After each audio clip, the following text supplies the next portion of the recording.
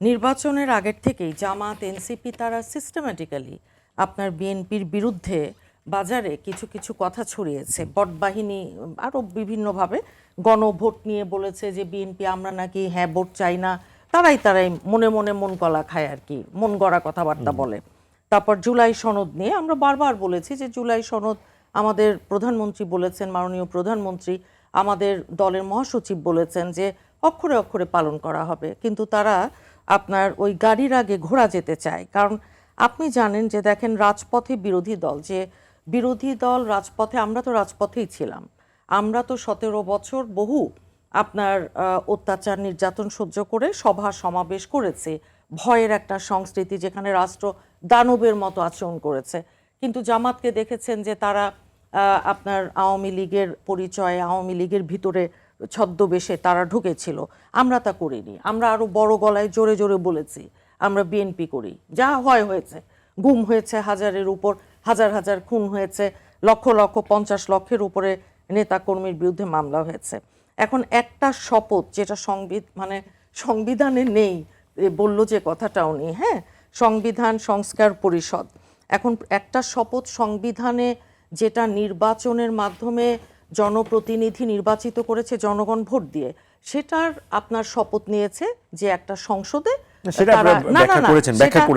শপথ নিয়েছে। দ্বিতীয় শপথ তো ভাই হয় না, দ্বিতীয় শপথের কোনো শপথের আইন আছে সংবিধানে। আমি তো আইনের ছাত্রী, আর এটার জন্য আইনের ছাত্রী হওয়ার দরকার নেই, আপনি পড়বেন সংবিধান, প্লেন রিডিং।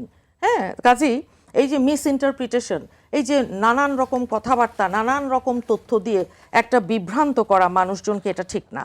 2001 থেকে 6 উনি বললেন যে অপারেশন ক্লিন হার্ট, আমাদের দলের নেতাকর্মী মারা গেছে, তার মানে কি বিএনপি ওয়াজ অ্যাকাউন্টেবল, বিএনপি ওয়াজ ট্রান্সপারেন্ট। তার কথাতেই বলছি, আমার কথায় না। তত্ত্বাবধায়ক সরকার ব্যবস্থাটা বিএনপি সন্নিবেশিত করেছিল আমাদের দেশনেত্রী। কাজেই এখন বিএনপি অন্যায়কারী কাউকে প্রশ্রয় দিয়েছে এই রকম যদি দেখাতে পারেন দেখাবেন, সেটা দেখানো সহজ হবে না।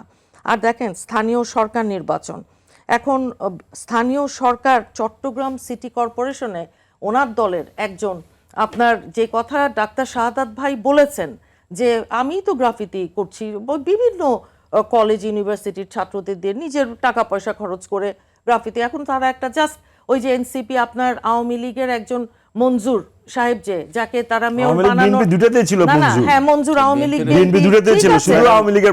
যাই হোক ছিল বিএনপি, আমি তো অস্বীকার করছি না। তো তারা করছে কি, তাদের ওই যে সিটি কর্পোরেশনের ইলেকশনের আগে একটু মাঠটা দেখছে। তো বিএনপি আবার এত কাঁচা না, বিএনপি আবার আমরা অনেক আচ্ছা যাই হোক। তো মূল কথাটা হচ্ছে কি, দেখেন সংস্কারের কথা যেটা বলেছে, সংস্কার আমরাই কিন্তু চেয়েছি। এটা আপনি ভিশন 2030 বলেন কিংবা সেটাই তো সে বলছে, সংস্কারে চেয়েছেন, পরে সেখান থেকে সরে এসেছেন। না, আমরা সরে আসি নাই, এটাই আমি আপনাকে বললাম। আমরা কখনো সরে আসি নাই, কারণ এটা তো আমাদের দাবি, এটা তো পরে ইনকর্পোরেট করেছে আপনার ইন্টারিম গভর্নমেন্ট, কিন্তু এটা আমরা করেছি।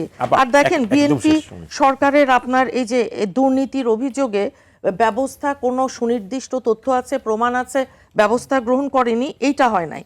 আর জামাতের আপনার দুর্নীতি, তাদের যে দুর্নীতি, এনসিপির কথা বলি, যে তাদের একজন উপদেষ্টার পিএস না, যে হাসিনার একজন পিএস আপনার 15 বছরে দাঁড়ান কয়শো কোটি, 400 কোটি টাকার মালিক হয়েছিল। এখন ওনাদের একজন উপদেষ্টার পিএস আপনার ওই গত